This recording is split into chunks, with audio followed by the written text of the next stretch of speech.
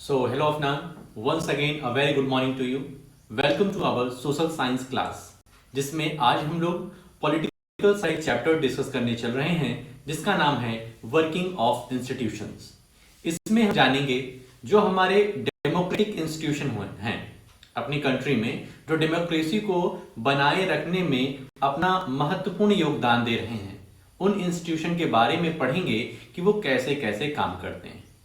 तो फिर हम तुमसे वही कहेंगे कि फुल कंसंट्रेट होकर के वीडियो को देखो और वीडियो खत्म होने के बाद अपनी एनसीईआरटी पर जाओ और उसकी लाइन बाय लाइन रीडिंग करो जितना हमने आज पढ़ाया है, और जो भी दिक्कत परेशानी हो वो शाम को पूछ लो। ठीक है, चीजों को सिंपल रखो, तब तुम भी ठीक ठाक रहोगे, हम भी ठीक ठाक रहेंगे, वरना प्रॉब्लम क्रिएट हो जाती है भाई। ठीक है, तो प्रॉब्लम क्रिएट मत करो। PT2 बहुत ही नजदीक है और अच्छे अच्छे नंबर लेके आना है हम लोगों को। ठीक है, तो चलते हैं अपनी PPT पर और जानते हैं कि इस चैप्टर के मेन टॉपिक्स क्या हैं और हमें आज क्या क्या पढ़ना है।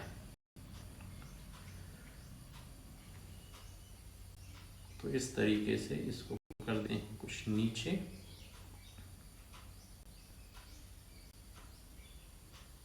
वर्किंग ऑफ इंस्टीट्यूशंस, जिसमें इसके 4 मेन टॉपिक्स हैं, सॉरी 4 मेन टॉपिक्स हैं। पहला है how is a major policy decision taken, दूसरा है पार्लियामेंट, तीसरा है पॉलिटिकल एग्जीक्यूटिव और चौथा है द जुडिशरी। ठीक है, तो ये 4 मेन टॉपिक्स हैं और हमारा ये प्रयास रहेगा कि हर दिन एक दिन में एक मेन टॉपिक डिस्कस किया जाए। तो इस तरीके से 4 दिनों में हम लोगों का अच्छी तरीके से चैप्टर कंप्लीट हो जाएगा, ये तुम्हारा सहयोग बना रहा तो इस आज हम लोग पहला टॉपिक डिस्कस करेंगे how is a major policy decision taken, और इसमें 3 सब टॉपिक हैं, a government order, the decision makers और तीसरा है नीड फॉर पॉलिटिकल इंस्टीट्यूशंस। आज ये 3 टॉपिक्स हमको कवर करने हैं अपनी इस वीडियो में। तो चलते हैं अपनी एनसीईआरटी पर और देखते हैं कि क्या क्या उसमें दिया गया है। वर्किंग ऑफ इंस्टीट्यूशंस,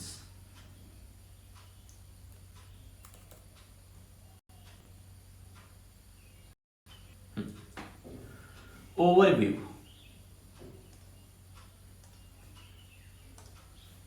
ओवरव्यू में क्या रहेगा कि जो हम चीजें पहले पढ़ चुके हैं, जो हम लोग पहले पढ़ चुके हैं कुछ उसके बारे में रहेगा, और इस चैप्टर में क्या पढ़ने वाले हैं उसके बारे में इंट्रोडक्शन देगा।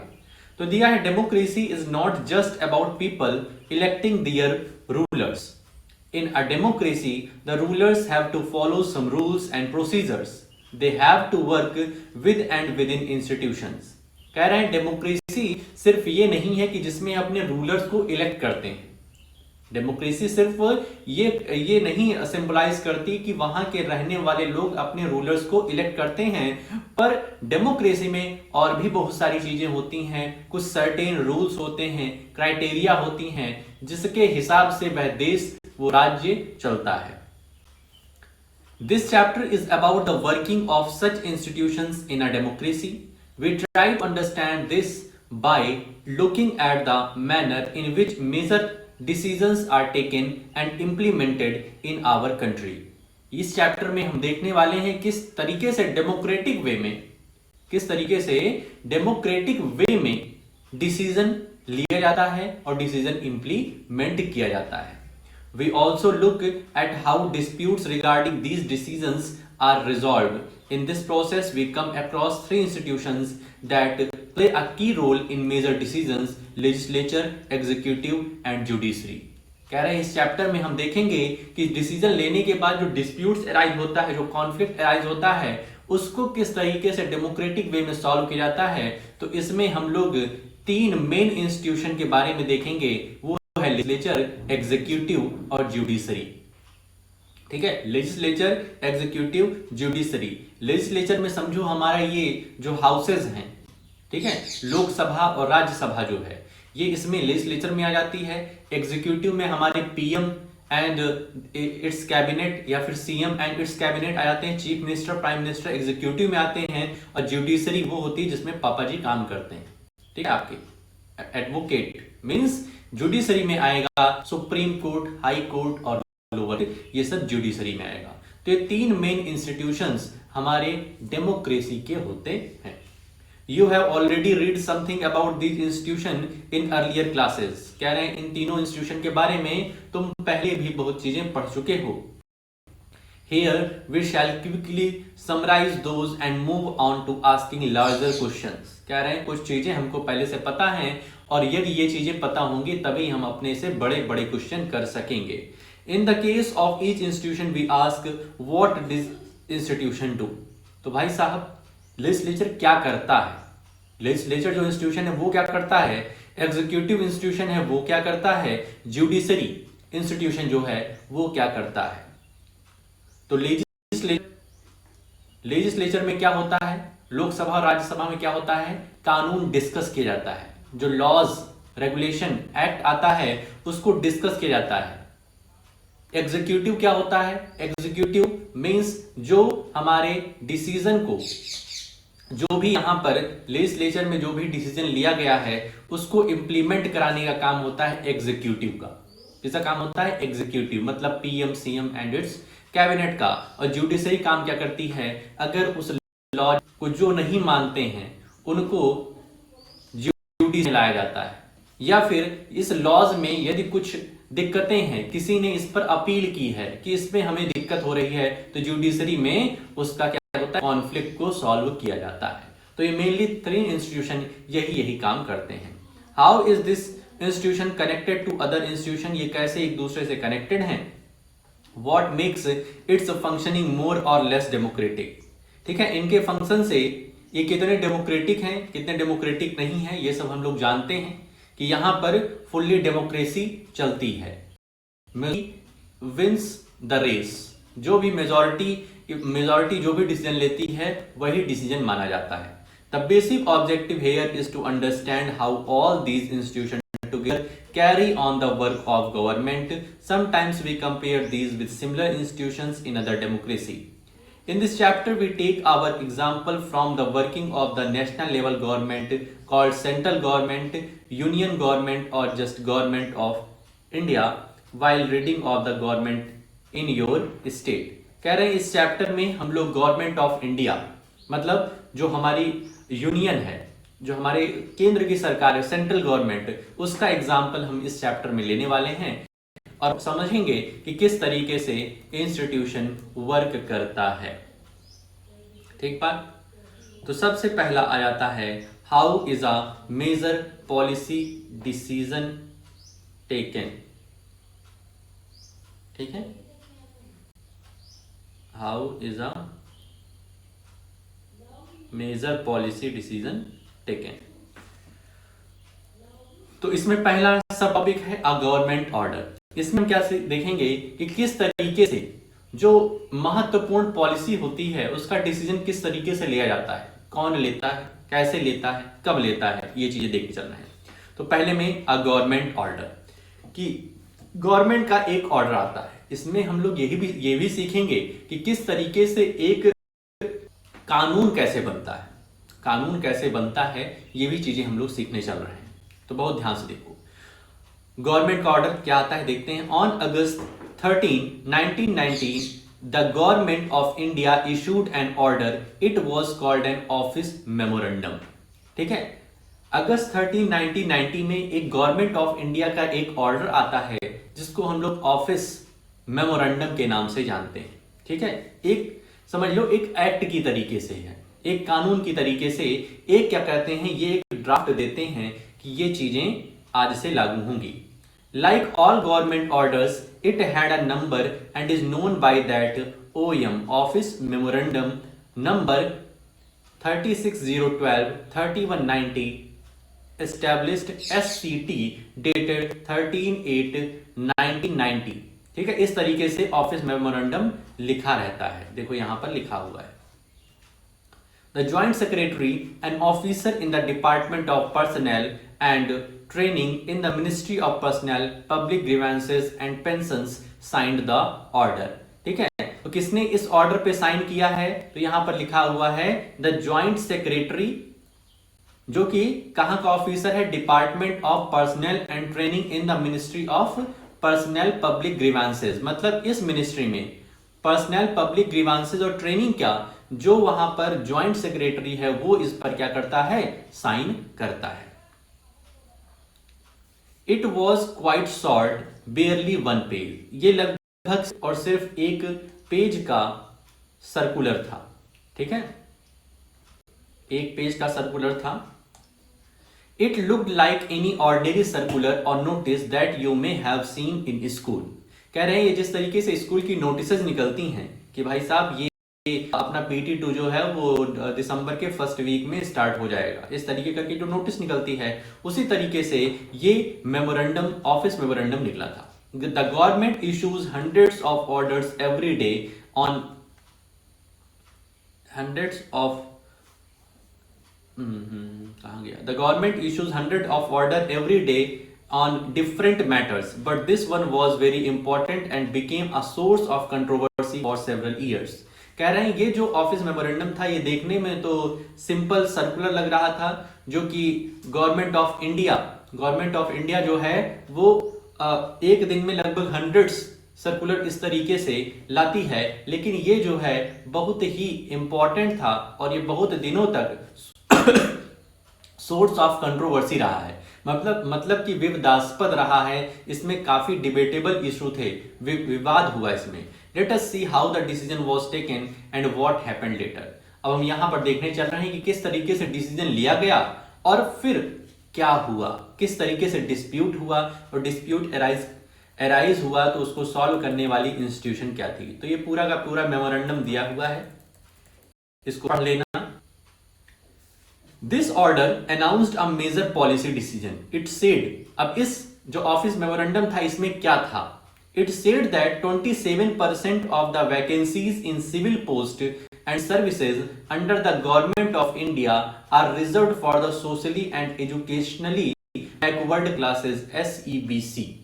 मतलब कि जो ऐसी क्लास है हमारे सोसाइटी में, ऐसी क्लास है जो सोशली भी बैकवर्ड है और एजुकेशनली भी बैकवर्ड है, दोनों वे में बैकवर्ड हैं। अगर ऐसे कोई क्लास हमारी सोसाइटी में है तो उसको 27% रिजर्वेशन दिया जाएगा, 27% रिजर्वेशन दिया जाएगा जब बात होगी सिविल नौकरी की, ठीक है, सिविल सर्विसेज की जब बात होगी तो उसमें 27% इन लोगों को आरक्षण दिया जाएगा, इन लोगों को रिजर्वेशन दिया जाएगा जो कि सोशली और एजुकेशनली बैकवर्ड क्लासेस हैं।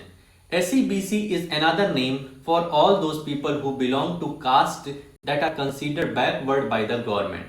The benefit of job reservation was till then available only to scheduled caste and scheduled tribes. कह रहे हैं अभी तक जो ये रिजर्वेशन था वो शेड्यूल्ड कास्ट और शेड्यूल्ड ट्राइब्स को भी था, सिर्फ था, लेकिन अब अगर वो बैकवर्ड क्लासेस हैं उस सोसाइटी की, बैकवर्ड क्लासेस प्लस वो एजुकेशनली भी बैकवर्ड है, एजुकेशन भी उनके अंदर नहीं है, तब उनको क्या दिया जाएगा, रिजर्वेशन दिया जाएगा 27%।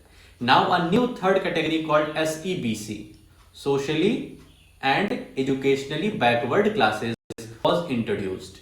Only persons who belong to backward classes were eligible for this quota of 27% jobs. मतलब कि जो बैकवर्ड क्लासेस से थे, जो बच्चे बैकवर्ड क्लासेस थे, जो सोशली भी बैकवर्ड, एजुकेशनली बैकवर्ड, वो इस कोटा का लाभ उठा सकते थे। Others could not compete for the jobs, और अदर्स जो हैं जो ना सोशली बैकवर्ड है ना एजुकेशनली बैकवर्ड हैं, उनको इस 27% में कम्पीट करने का हक नहीं था। तो समझ में आ गया कि जो ऑफिस मेमोरेंडम आया हुआ था इसमें लिखा क्या था। तो इसमें यह लिखा था कि ऐसे सोसाइटी के पार्ट जो सोशली और एजुकेशनली दोनों ही बैकवर्ड है, उनको 27% का रिजर्वेशन दिया जाएगा जब बात होगी गवर्नमेंट ऑफ इंडिया में सिविल सर्विस की। ठीक है, अगला सब टॉपिक है द डिसीजन मेकर्स। अब इसमें हम पढ़ेंगे कि डिसीजन को मेक करने वाला कौन था, डिसीजन को दिया किसने। Who decided to issue this memorandum, इस मेमोरेंडम को इशू करने का, सबको बताने का किसने डिसाइड किया। clearly such a big decision could not have been taken by the person who signed that document. वहां पर हम देखना जॉइंट सेक्रेटरी ने साइन किया था, लेकिन ऐसा नहीं कि सिर्फ उसी ने डिसाइड कि रातों रात उठा वो और कहा कि आज से 27% रिजर्वेशन मिल जाएगा जो सोशली और एजुकेशनली बैकवर्ड क्लासेस है। ऐसा नहीं था, उसके लिए एक अच्छी खासी कमेटी बैठती है, तब जाकर के वो डिस्कस होता है, तब जाकर के वो डिसीजन लिया जाता है। The officer was merely implementing the instructions given by the Ministry of Personnel, Public Grievances and Pensions. कह रहे हैं कि जो ministry of personal, public grievances और पेंशंस है, इसकी क्या होती है, एक मीटिंग होती है, कई सारे लोग बैठते हैं, फिर डिस्कशन होता है, of which the department was a part. We can guess that such a major decision would have involved other major functionaries in our country. कह रहे हैं मेजर डिसीजन लेने के लिए हमको अलग मिनिस्ट्री की भी आवश्यकता पड़ी, उनके भी विचार जानने की जरूरत पड़ी. You have already read in the previous class about some of them. Let us go over some of the main points that you covered them. ठीक है, अब हम लोग देखेंगे किस तरीके से डिसीजन मेक होता है, डिसीजन को लेने वाला कौन होता है आखिर. कह रहे हैं पहले कि क्लासेस में हम लोग पढ़ चुके हैं, देखते हैं क्या पढ़े हैं. President is the head of the state and is the highest formal authority in the country.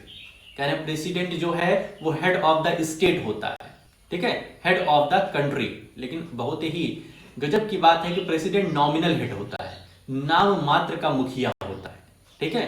वास्तविक मुखिया जो भारत के हैं वो है प्रधानमंत्री, ठीक है, क्योंकि ज्यादातर काम जो होता है वो प्राइम मिनिस्टर ही करते हैं, लेकिन फिर भी प्रेसिडेंट को first citizen of the country कहा जाता है.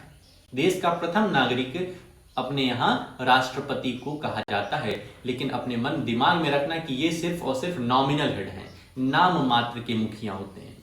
President is the head of the state and is the highest formal authority in the country.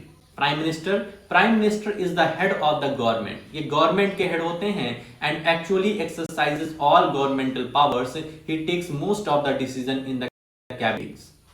ज्यादातर डिसीजंस प्राइम मिनिस्टर ही लेते हैं अपनी कैबिनेट मीटिंग की सहायता से, कैबिनेट मीटिंग की हेल्प से. कैबिनेट मीटिंग बैठती है जिसमें अलग अलग मंत्रालय हो गया, वित्त मंत्रालय, फाइनेंस मिनिस्ट्री हो गया, तुम्हारी डिफेंस मिनिस्ट्री हो गया, ऐसे कई सारी मिनिस्ट्री होती हैं, वो आपस में गृह मंत्रालय, तो ये सब बैठते हैं और फिर डिसीजन लिया जाता है. और डिसीजन लास्ट में ये कहा जाता है प्रधानमंत्री ने डिसीजन लिया, लेकिन ये सब उस डिसीजन में अपना इनपुट देते हैं.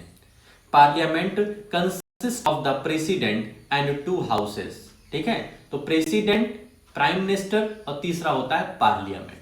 ठीक है, जहां से डिसीजन क्या होता है, बनता है, डिसीजन मेक होता है. Parliament consist of the president and 2 houses. Parliament में प्रेसिडेंट आते हैं और 2 हाउसेस आते हैं, लोकसभा और Rajya Sabha. The prime minister must have the support of a majority of Lok Sabha member. जो लोकसभा मेंबर होते हैं, ध्यान रखना, ये जो प्राइम मिनिस्टर होते हैं ये लोकसभा मेंबर का नेता होता है. जो सभा होती है हमारी, जहां पे कई सारे मेंबर बैठते हैं, तो वो जो मेंबर्स होते हैं जिसको जो मतलब मेजॉरिटी मेंबर्स जिसको लाइक करते हैं, लोकसभा के मेंबर्स जिसको लाइक करते हैं, वही वहां का, उस देश का प्रधानमंत्री बनता है. ये अपने यहां है रूल. ठीक है, तो यहां देखो लिखा है the prime minister must have the support of a majority of Lok Sabha member. Lok Sabha member की मेजॉरिटी होनी चाहिए, उस पर्सन के पास प्राइम मिनिस्टर होगा. और किसी भी समय अगर लोकसभा के मेंबर ने उस पर्सन से कहा कि भाई साहब हम अब तुमको वोट नहीं दे रहे हैं, हम मेजॉरिटी पर्सन तुमको अब नहीं चाह रहे हैं, तो प्राइम मिनिस्टर पद से हट जाएगा, दोबारा से कोई प्राइम मिनिस्टर बनेगा. ठीक है, तो इसको एक क्या कहते हैं, नो कॉन्फिडेंस मोशन होता है, एक अविश्वास प्रस्ताव होता है. ठीक है, जो सदन में पेश किया जाता है. अगर विपक्ष को लगता है, विपक्ष पार्टी को लगता है कि अब जो देश में सरकार चल रही है उसके जो मेंबर्स हैं वो प्राइम मिनिस्टर को लाइक नहीं कर रहे हैं, तो वो नो कॉन्फिडेंस मोशन ले आती है और वहां पे साबित करवाती है कि देखिए जो आपके मेंबर्स अभी तक आपको चाह रहे थे कि आप प्राइम मिनिस्टर बने, वो अब कह रहे हैं कि नहीं, आप प्राइम मिनिस्टर नहीं बनेंगे, दूसरा कोई बनेगा. ठीक है, तो ये प्रधानमंत्री मोदी जी की सरकार में लगभग 2 बार अविश्वास प्रस्ताव आया है, लेकिन साबित नहीं हो पाया. ठीक है, कि नो कॉन्फिडेंस मोशन साबित नहीं हो पाया है, मतलब वो प्राइम मिनिस्टर बने रहे हैं. So were all these people involved in this decision regarding the office memorandum? Let us find out. तो हम देखने वाले हैं कि क्या ये जो ऑफिस मेमोरेंडम निकला था इसमें क्या एक पर्सन ने डिसीजन लिया या ग्रुप ऑफ मेंबर्स ने डिसीजन लिया, ये हम लोग देखने चल रहे हैं। The office memorandum was the culmination of a long chain of events। जो ऑफिस मेमोरेंडम निकला ये लॉन्ग चेन ऑफ इवेंट्स था, मतलब ये एक स्टेप में डिसीजन नहीं लिया गया था, कई सारे स्टेप में डिसीजन लिया गया था, कई सारे स्टेप फॉलो करने पड़े थे तब जाकर के डिसीजन हुआ। अब क्या क्या स्टेप्स फॉलो हुए थे उस समय ये देखिए। The government of India had appointed the second backward classes commission इन 1979। 1979 में एक कमेटी गठित की गई और इस पर रिसर्च करने के लिए कहा गया।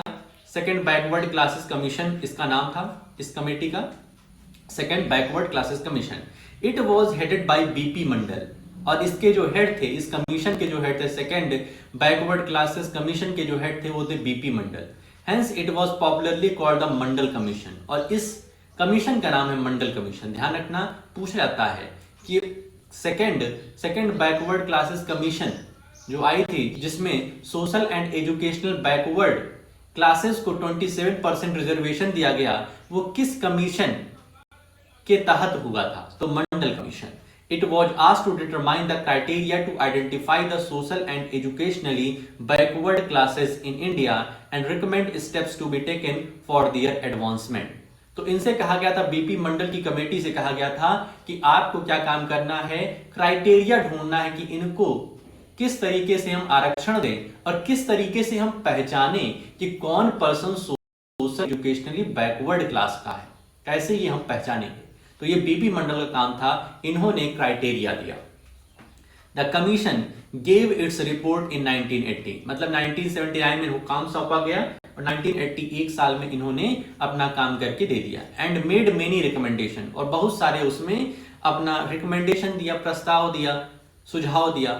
One of these was that 27% of government jobs be reserved for the socially and educationally backward classes। और इसमें से एक इनका प्रस्ताव था कि जो सोशल और एजुकेशनल बैकवर्ड क्लासेस हैं उनको 27% का आरक्षण दिया जाए। तो यहां से वो डिसीजन निकला था, इस मंडल कमीशन से एक प्रस्ताव निकला था, एक सुझाव निकला था कि जो social and educational backward classes हैं इनको 27% का आरक्षण दिया जाए। The report and recommendation were discussed in the parliament। अब पार्लियामेंट में डिस्कशन हुआ, ठीक है। देखो गवर्नमेंट ने क्या किया, गवर्नमेंट ने जो गवर्नमेंट ऑफ इंडिया थी उन्होंने एक कमीशन बनाया, मंडल कमीशन, जिसको हेड कर रहे थे बीपी मंडल। उनको कहा गया कि आप क्या करिए, जो सोशल और एजुकेशनल बैकवर्ड क्लासेस हैं इनमें किस तरीके से सुधार लाया जाए, कैसे एडवांसमेंट लाया जाए इनके अंदर कि ये मुख्य धारा से जुड़ सकें, डेवलपमेंट कर सकें अपना। तो आप क्राइटेरिया बताइए कि कैसे इनको पहचाने कि सोशल और एजुकेशनल बैकवर्ड क्लासेस हैं और कैसे इनका इंप्रूवमेंट किया जाए। तो दोनों चीज आप बताइए। 1980 में इन्होंने ला करके अपना सारा सुझाव दे दिया। अब ये सारा कुछ डिस्कशन होगा पार्लियामेंट में कि क्या जो मंडल कमीशन ने डिस्कस किया है, मंडल कमीशन ने अपना प्रस्ताव दिया है, जो भी उसमें रिपोर्ट दी है, क्या वो सही है, क्या वो गलत है, कितनी सही कितनी गलत, ये सब कुछ पार्लियामेंट में डिस्कस होगा। ध्यान रखना, इसी तरीके से कानून बनते हैं। For several years many parliamentarians and parties kept demanding the implementation of the commissions recommendation. बहुत सालों तक वहां डिस्कशन हुआ, कुछ उसका हल नहीं निकला।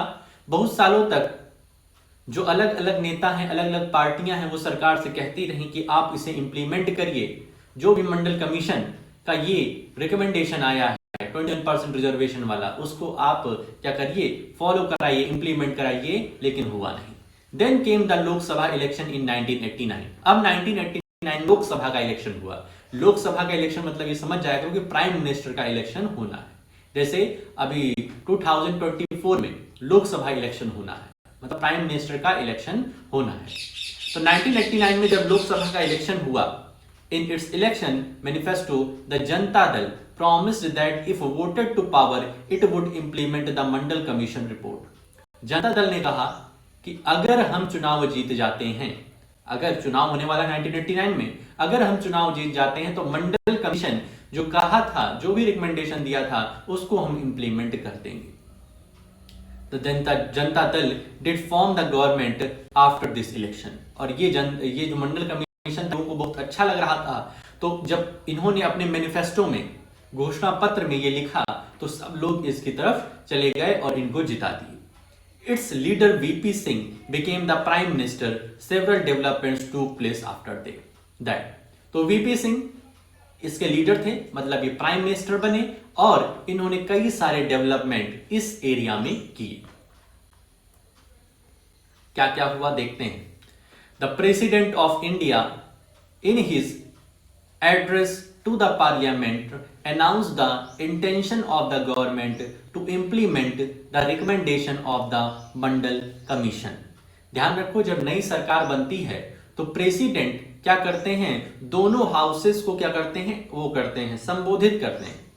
ठीक है, दोनों हाउसेस को बुला करके अपना भाषण देते हैं प्रेसिडेंट, और बताते हैं कि ये गवर्नमेंट, न्यूली गवर्नमेंट बनी है, इसका विचार, इसकी विचारधारा क्या है, ये क्या क्या काम करना चाहती है। तो प्रेसिडेंट ऑफ इंडिया ने पार्लियामेंट में ये अनाउंस किया, जो ये नई सरकार बनी है जनता दल की, ये चाहती है मंडल कमीशन को इंप्लीमेंट करना।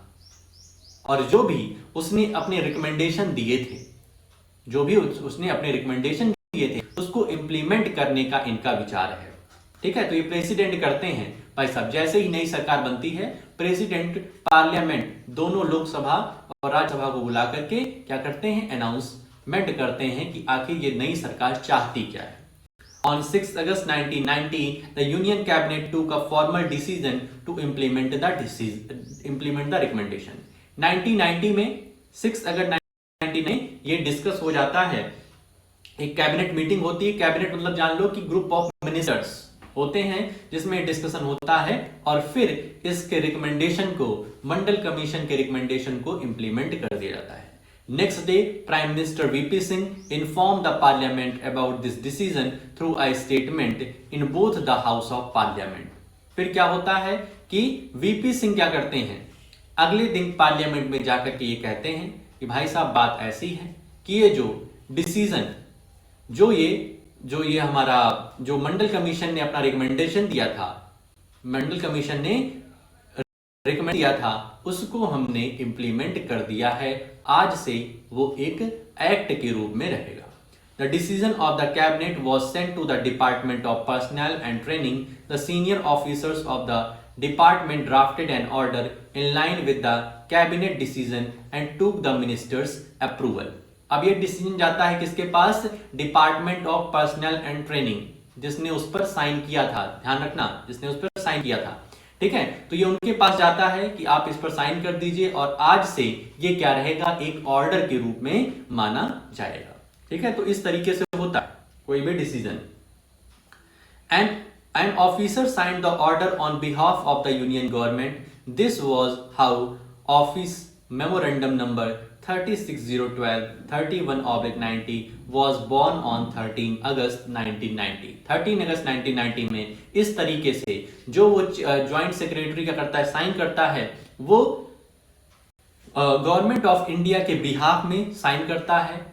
उसमें सभी के सभी मिनिस्टर की क्या रहती है, सहमति रहती है, और फिर वो क्या बन जाता है, ऑफिस मेमोरेंडम, वो एक एक्ट के रूप में आ जाता है। For the next few months, this was the most hotly debated issue in the country.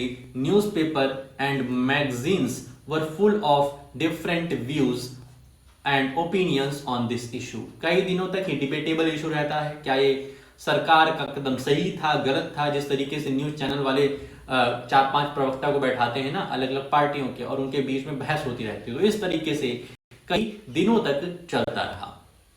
It led to widespread protest and counter protest, some of which were violent. तो इसके कारण बहुत सारे प्रोटेस्ट भी हुए, कुछ एंटी काउंटर प्रोटेस्ट हुए। मतलब प्रोटेस्ट मतलब होता है जैसे सरकार ने कहा 27% को आरक्षण दिया जाए, तो इसके अपोज में, इस 27% के आरक्षण के अपोज में कुछ लोगों ने रैलियां निकाली, मार धाड़ किया। तो इसके अपोजिट में जो सरकार के तरफ थे, वो चाह रहे थे कि हाँ 27% को आरक्षण मिले, वो इनके खिलाफ प्रोटेस्ट किए। तो इस तरीके से प्रोटेस्ट और काउंटर प्रोटेस्ट का काम चलता रहा, और कुछ ऐसे प्रोटेस्ट रहे जो वायलेंट भी हुए, जिनसे बहुत जान माल की हानि भी हुई। people reacted strongly because this decision affected thousands of job opportunity.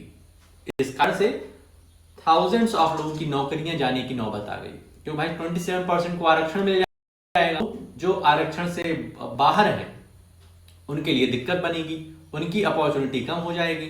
Some felt that existence of inequalities among people of different caste in India necessitated job reservation। कह रहे हैं कि जो some felt that existence of inequalities among people of different caste in India necessitated job reservation। कह रहे हैं India में जो इतनी inequalities है, ठीक है, इंडिया में इतनी जो इनइक्वालिटीज हैं, इसलिए यहां पर जरूरी है कि रिजर्वेशन हो। कुछ लोगों का ये मानना था। जैसे इंडिया में बहुत सारे लोग हैं, अलग अलग विचारधारा के लोग हैं, तो अलग अलग उनके थॉट्स होते हैं, अलग अलग व्यूज होते हैं। तो कुछ इसके पक्ष में है, कुछ इसके विपक्ष में है। कुछ कह रहे हैं कि इससे बहुत लोगों की नौकरियां चली जाएंगी, जॉब अपॉर्चुनिटी खो जाएगी, और कुछ कह रहे हैं कि यहां पर इतनी इनइक्वालिटी है, इसलिए जॉब रिजर्वेशन होना बहुत ही जरूरी है। They felt this would give a fair opportunity to those communities who so far had not adequately been represented in government employment। कह रहे हैं इससे क्या होगा कि जो अभी तक बहुत ही दबी हुई कॉर्नर सोसाइटी है, सोसाइटी के जो कॉर्नर में लोग रह रहे हैं, जो अभी तक अपना योगदान नहीं दे पाए, फ्रंट में नहीं आ पाए हैं, उनको अपॉर्चुनिटी होगी कि वो भी देश को रिप्रेजेंट करें, गवर्नमेंट की जो एम्प्लॉयमेंट है उसमें ये आए। Others felt that this was unfair and it would deny equality of opportunity to those who did not belong to backward communities। कह रहे हैं जो backward communities में नहीं है, उनके साथ तो ये सरासर क्या हो रहा है, अन्याय हो रहा है। वही है, जितने मुंह उतनी बात। They would be denied jobs even though they could be more qualified। वो more qualified, ज्यादा qualified होने के बावजूद भी वो नौकरी नहीं पा सकेंगे, क्योंकि रिजर्वेशन लग गया है, वहां पर बैकवर्ड क्लासेस वाले बैठेंगे। ठीक है। Some felt that this would perpetuate caste feeling among people, hamper national unity। कह रहे हैं इससे क्या होगा, इससे जो जातिवाद है कि हम ऊंची जाति के, तुम निम्न जाति के, या निम्न जाति में हम नौकरी पाएंगे, तुम नौकरी नहीं पाओगे, तो इससे जो कास्टिसिज्म है इसको बढ़ावा मिलेगा। ठीक है, जातिवाद बढ़ती जाएगी, और जातिवाद बढ़ने से बड़ा ही जो देश की एकता है उसको नुकसान पहुंचता है, क्योंकि आपस में ही सब लड़ मरते हैं। In this chapter, we want to discuss whether the decision was good or not. We only take this example to understand how major decisions are taken and implemented in the country। इस चैप्टर में हम ये discuss नहीं करने चल रहे हैं किस रिजर्वेशन की मेरिट और डिमेरिट क्या क्या थी, वो अभी हमारा काम नहीं है। ठीक है, अभी इस चैप्टर में हम सिर्फ और सिर्फ ये देखेंगे कि किस तरीके से कोई भी मेजर डिसीजन कैसे टेक किया जाता है, कैसे लिया जाता है, और यदि उससे कुछ कॉन्फ्लिक्ट, कुछ डिस्प्यूट अराइज होता है तो उसको कैसे रिजॉल्व किया जाता है, ये देखेंगे। आगे, who resolve this dispute? You know that the Supreme court and the high courts in India settle disputes arising out of government decision. अगर हम लोग जानते हैं कि सुप्रीम कोर्ट, हाई कोर्ट का काम होता है कि गवर्नमेंट ने कुछ दिया है, डिसीजन लिया है, अगर उससे कुछ डिस्प्यूट अराइज हो रहे हैं तो उसको रिजॉल्व करने का काम हमारे कोर्ट्स का होता है। Some persons and association opposed to this order filed a number of cases in the courts। जो इसके खिलाफ थे उन्होंने कोर्ट में कई सारे याचिकाएं दायर की, कई सारे मुकदमे दायर किए कि हमें दिक्कत है इस एक्ट से। They appealed to the court to declare the order invalid and stop its implementation। उन्होंने इस ऑर्डर को इनवैलिड डिक्लेयर किया और इसको इंप्लीमेंट करने से रोका। सुप्रीम कोर्ट से कहा कि इसको रोकिए, ये बहुत ही खराब चीज है। The Supreme Court of India bunched all these cases together. This case was known as the Indira Sawhney and others versus Union of India case. इस केस का नाम जानते हो, जो भी केस होता है वो दो लोगों के पक्ष में होता है। तो एक तरफ इसमें थे इंदिरा साहनी, मतलब इन लोगों का ग्रुप था, और एक तरफ था यूनियन ऑफ इंडिया, मतलब गवर्नमेंट ऑफ इंडिया। इन दोनों के बीच में केस चल रहा था, और केस को सुनने वाला कौन था? Supreme court. 11 जजेस of the Supreme court heard arguments of both sides. ठीक है, सुप्रीम कोर्ट के 11 जजेस ने क्या किया, इनके आर्ग्यूमेंट्स, दोनों लोग के आर्ग्यूमेंट्स को सुना। उन्होंने बताया क्यों अच्छा है, उन्होंने बताया क्यों बुरा है। ये सब जानने के बाद बाई अ मेजॉरिटी, अब 11 लोग हैं, जिसने भी 6 की तरफ 6 जजेस जिसको भी ये कह दिए कि भाई साहब तुम सही कह रहे हो तो वही जीतेगा। The Supreme Court judges, by a majority, the Supreme Court judges in 1992 declared that this order of the government of India was valid. At the same time, the Supreme Court asked the government to modify its original order.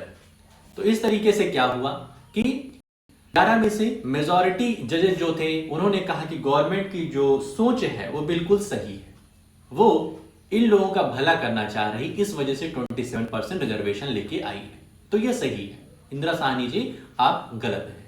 तो इस तरीके से decision लिया गया और ये भी कहा गया गवर्नमेंट से कि कुछ अपने में कुछ मॉडिफिकेशन कर लीजिए। जो ये कह रहे हैं इंदिरा साहनी लोग कह रहे हैं ये भी देश के बारे में अच्छा चाह रहे हैं, तो कुछ आप क्या कर लीजिए, मॉडिफिकेशन कर लीजिए। तो इतने पे बात बन गई। देखो इसी तरीके से किसी भी डिस्प्यूट का सॉल्यूशन लिया जा रहा है। ये नहीं कि पूरी तरीके से इंदिरा साहनी तुम बिल्कुल गलत हो, ऐसा नहीं, ठीक है। उनसे कहा गया कि आपके कुछ सुझाव को ये अपने अंदर इंप्लीमेंट कर लेंगे, ठीक है। दोनों लोग खुश, अब जाओ हंसी खुशी घर जाओ। It said that well-to-do persons among the backward classes should be excluded from getting the benefit of reservation. Accordingly, the Department of Personnel and Training issued another office memorandum on 8 September 1993. The dispute thus came to an end, and this policy has been followed since then. तो government of India ने क्या किया, जो भी अपना office memorandum दिया था उसमें कुछ थोड़ा बहुत क्या कर दिया, मॉडिफिकेशन कर दिया। जो भी इंदिरा साहनी और उनके ग्रुप के लोग चाह रहे थे उसमें थोड़ा बहुत उसको मॉडिफाई करके वापस से एक नया ऑफिस मेमोरेंडम इन्होंने निकाला 8 सितंबर 1993 को, और फिर ये जो डिस्प्यूट था इसका एंड हो गया और तब से आज तक ये फॉलो किया जा रहा है। जरा चेक योर प्रोग्रेस जो दिया है इसको करने की कोशिश करना, आ जाता है तो बहुत अच्छी बात है, नहीं तो फिर बताया जाएगा शाम को। लास्ट अपना टॉपिक है नीड फॉर, आज का लास्ट टॉपिक है नीड फॉर पॉलिटिकल इंस्टीट्यूशंस, ठीक है। 1 मिनट जरा देखते हैं टाइम क्या हो रहा है अपना। तो टाइम तो 37 मिनट हो गया, लेकिन इसको हम लोग कवर करने की कोशिश करेंगे, 5-6 मिनट लेगा, ध्यान से सुनिए। नीड फॉर पॉलिटिकल इंस्टीट्यूशन, जो पॉलिटिकल इंस्टीट्यूशंस हैं हमारे, इनकी आखिर आवश्यकता क्या है हमें, ये किस तरीके से डेमोक्रेसी को बढ़ावा दे रहे हैं, इनकी आवश्यकता क्या है हमारे डेली लाइफ में, ये जानने की जरूरत है। We have seen one example of how the government works. Governing a country involves various such activities. For example, the government is responsible for ensuring security to the citizens and providing facilities for education and health to all. कह रहे हैं कि एक हम लोगों ने example देकर के समझ लिया है कि किस तरीके से गवर्नमेंट वर्क करती है। जैसे गवर्नमेंट रिस्पॉन्सिबल होती है यहां के सिटीजन की सिक्योरिटी के लिए, यहां की सिटीजन को फैसिलिटीज प्रोवाइड कराने के लिए, एजुकेशन प्रोवाइड कराने के लिए, इसलिए गवर्नमेंट क्या होती है, रिस्पॉन्सिबल होती है। भाई तभी तो गवर्नमेंट को हमने वोट दिया, और जब वो शासन में आ गई तो अब उसका रिस्पॉन्सिबिलिटी है कि वो हमारी रक्षा करे, हमें अच्छी अच्छी फैसिलिटीज प्रोवाइड कराए। It collect taxes and spends the money thus raised on administration, defense and development programs. वो हमसे टैक्स लेती है, कई चीजों का टैक्स लगता है, ठीक है। वो सब टैक्स ले करके फिर हमारे ही लिए क्या करती है, वेलफेयर का काम करती है, जिसमें एडमिनिस्ट्रेशन के लिए वो कुछ पैसे देती है, डिफेंस के लिए, और कई तरीके से डेवलपमेंट प्रोग्राम्स होते हैं उनमें ये पैसे देती है, जिससे वापस हमें फैसिलिटीज प्रोवाइड होती हैं। It formulates and implements several welfare schemes. Some persons have to take decision on how to go about these activities. Others have to implement these decisions. ठीक है, कुछ पॉलिटिकल इंस्टीट्यूशन है, उनका काम ये है कि किस तरीके से कौन कौन सा क्या क्या ऐसी चीजें हैं जो यहाँ के लोगों के वेलफेयर के लिए हो सकती हैं, यहाँ के लोगों को फैसिलिटीज अच्छी, ये फैसिलिटीज यहाँ पे अच्छी लगेंगी। तो एक इंस्टीट्यूशन का काम ये होता है कि वो सोचें, नई नई चीजें सोच करके बताएं सरकार को, और एक इंस्टीट्यूशन का काम क्या होता है कि उसको इंप्लीमेंट कर दें कि हाँ भाई साहब आज से ऐसा होगा। और इफ डिस्प्यूट अराइजेस, अगर डिस्प्यूट अराइज होता है तब, if dispute arise on these decisions और in their implementation, there should be someone to determine what is right and what is wrong. ठीक है, एक का काम था जिसने ये डिस्कस किया कि आखिर कौन कौन सी फैसिलिटी यहां के लोगों के लिए अच्छी होगी, दूसरे ने काम किया उस फैसिलिटी को इंप्लीमेंट कर दिया। तीसरे ने काम क्या किया, उस इंप्लीमेंटेशन में कोई दिक्कत आई या फिर वहां की पब्लिक को वो अच्छा नहीं लगा, तो फिर तीसरे काम आता है कि उस डिस्प्यूट को सॉल्व करना। It is important that everyone should know who is responsible for doing what. तो यहां जानना बहुत ही जरूरी है कि कौन किस काम के लिए रिस्पॉन्सिबल है, ठीक है, कौन सी इंस्टीट्यूशंस किस काम के लिए रिस्पॉन्सिबल है, तब हम उस पर प्रश्न चिन्ह उठा सकते हैं कि आपने अपना काम सही से नहीं किया। It is also important that these activities keep taking place even if the person in key position change। ठीक है, ध्यान रखने की बात है कि उस पोजीशन पे कोई भी रहे, उस पोजीशन पे कोई भी रहे। It is also important that these activities keep taking place even if the person in key position change। ठीक है, मतलब पर्सन की पोजीशन भले ही चेंज हो जाए, पर्सन की पोजीशन भले हो जाए, वो पार्लियामेंट से एग्जीक्यूटिव में चला जाए, एग्जीक्यूटिव से जुडिशरी में चला जाए, लेकिन हमेशा सवाल उस इंस्टीट्यूशन से उठता है कि आपने अपना काम कैसा किया। ठीक है, वो इंस्टीट्यूशन रिस्पॉन्सिबल होता है। So to attend to all these tasks, several arrangements are made in all modern democracies. Such arrangements are called institutions। तो इस सभी चीजों को अरेंज अच्छे से करने के लिए इंस्टीट्यूशन का फॉर्मुलेशन होता है, एक संस्था का एस्टेब्लिशमेंट होता है। A democracy works well when these institution perform functions assigned to them. Democracy बहुत ही अच्छे से फलती फूलती है उस कंट्री में जिसके इंस्टीट्यूशन, सभी इंस्टीट्यूशंस अच्छे से काम करते हैं। The constitutions of the country lays down basic rules on the powers and functions of each institution. ठीक है, कंट्री का जो भी कॉन्स्टिट्यूशन होता है उसमें बाकायदे लिखा रहता है कि किस इंस्टीट्यूशन का क्या काम होगा। जब भी कोई कॉन्फ्लिक्ट अराइज होता है तब उसी कॉन्स्टिट्यूशन को खोला जाता है और पता जाता है कि अरे ये तो पार्लियामेंट का काम था, एग्जीक्यूटिव कैसे करने लगा, और ये तो जुडिशरी का काम था, एग्जीक्यूटिव कैसे करने लग गया। तो ये सब सवाल उठते हैं तो कॉन्स्टिट्यूशन में देखा जाता है। In the example of above we saw several such institution at work. इस वाले एग्जाम्पल में जो ऑफिस मेमोरेंडम 27% रिजर्वेशन वाला केस आया, इसमें हम कई सारे इंस्टीट्यूशन को देखे काम करते हुए। पहला, the prime minister and the cabinet are institutions that take all important policy decisions. Decision लेने का काम एग्जीक्यूटिव का होता है, मतलब कि प्राइम मिनिस्टर और उनके कैबिनेट का काम होता है। The civil servants working together are responsible for taking steps to implement the minister decision। Minister ने जो डिसीजन ले लिया उसको इंप्लीमेंट कराने का काम सिविल का रहता है। Supreme court is an institution where disputes between citizens and the government are finally settled। Supreme court एक ऐसी इंस्टीट्यूशन है जहां पर पहुंचकर सारे डिस्प्यूट्स हो जाते हैं, हर शंका का समाधान हो जाता है जो दोनों के बीच में अराइज हुआ है।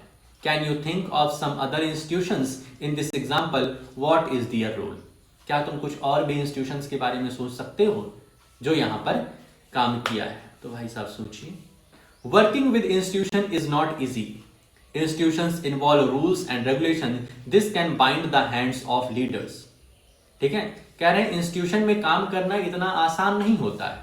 ठीक है, जिस तरीके से अपने घर पे पड़े रहते हो, कुछ भी काम करो कोई दिक्कत नहीं, लेकिन जैसे आप स्कूल में जाते हैं तो एक रूल से बंध जाते हैं, वहां पे आप लेट नहीं सकते हैं, वहां पे आप तेजी से चिल्ला नहीं सकते हैं क्लास में। ठीक है, तो उसी तरीके से इंस्टीट्यूशन में वर्क करना इतना आसान नहीं होता है, वहां आपके हाथ जो होते हैं वो बंध जाते हैं, वैसे ही लीडर्स के हाथ भी बंध जाते हैं।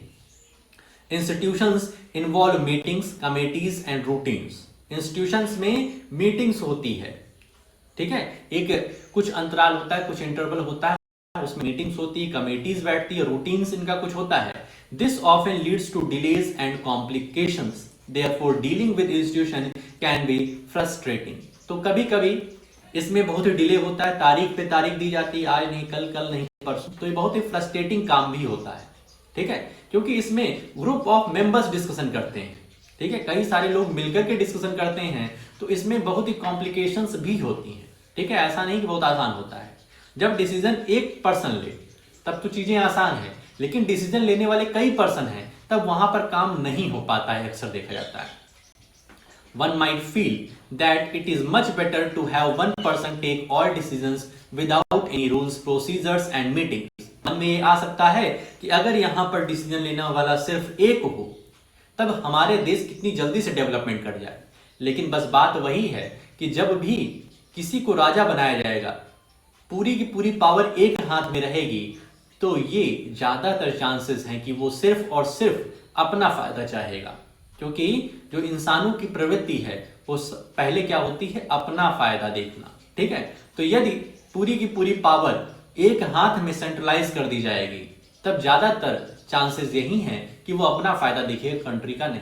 इस वजह से यहां पर 1% डिसीजन नहीं लेता है, कई सारे लोग मिलकर के डिसीजन लेते हैं।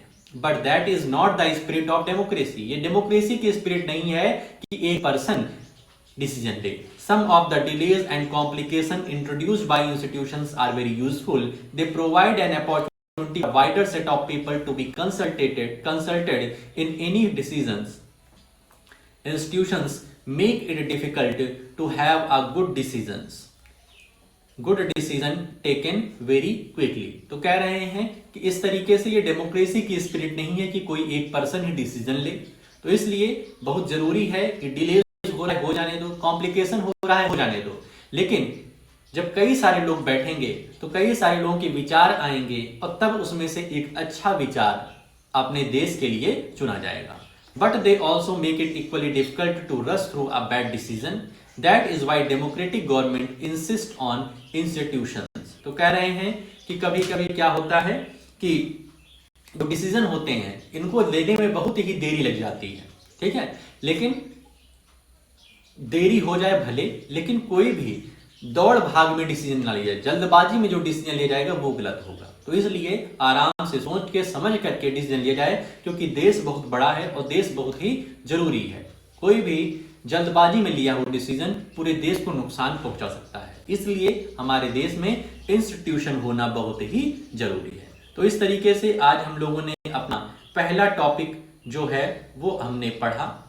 अब तुम्हारा काम क्या होगा कि अपनी एनसीईआरटी खोल लो और जो फर्स्ट टॉपिक अपनी इस एक्सरसाइज अपने इस चैप्टर का है वर्किंग ऑफ इंस्टीट्यूशंस, इसको अच्छे से देख लो। जिस वर्ड में जिस सेंटेंस में दिक्कत हो उसको अंडरलाइन कर लेना। ठीक है, पूरा का पूरा रीडिंग करना भाई साहब, क्योंकि तुम बोले हो कि सर जी पढ़ना है हमें। ठीक है, तो उसको अंडरलाइन कर लो और जो भी दिक्कत बनती है शाम को पहले पूछ लो, उसके बाद अपनी अच्छी से एक समरी दो। ठीक है, तो आज के लिए अपनी इस वीडियो में इतना ही रखते हैं, मिलते हैं नेक्स्ट वीडियो में। ओके।